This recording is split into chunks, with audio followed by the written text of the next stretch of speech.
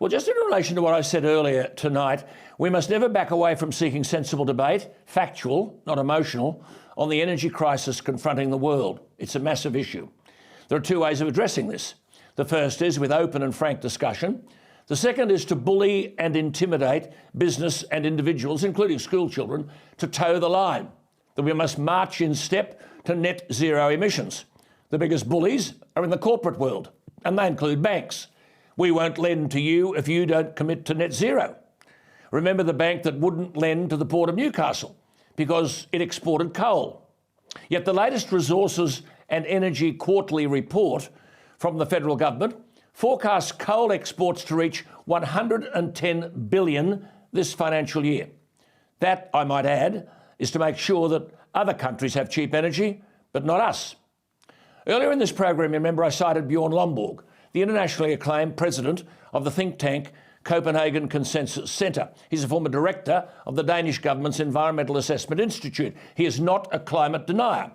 But he issued a warning this week that energy costs increased 26% across industrialised economies last year and will rise globally by another 50% this year. And he said, quote, while Western governments are blaming Russia's war on Ukraine, now listen to this, prices were already rising because of climate policies designed to choke fossil fuel investment, unquote.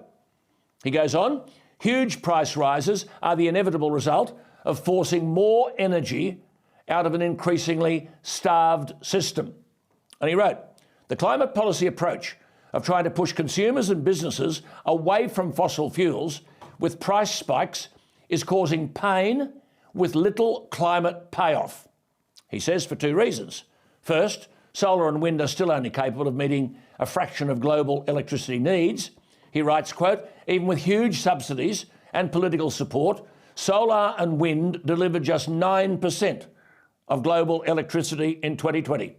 He said heating, transport and vital industrial processes account for much more energy than electricity. This means solar and wind delivered just 1.8% of global energy supplies, unquote.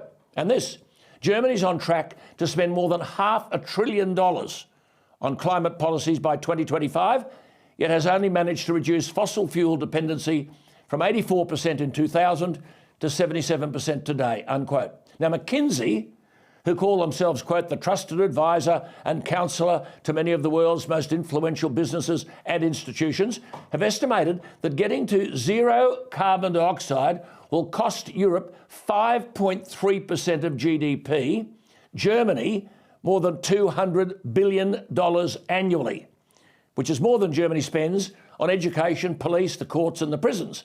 Indeed, as Bjorn Lomborg has said, 3/4 of the 21st century's emissions will come from China, India, Africa and Latin America.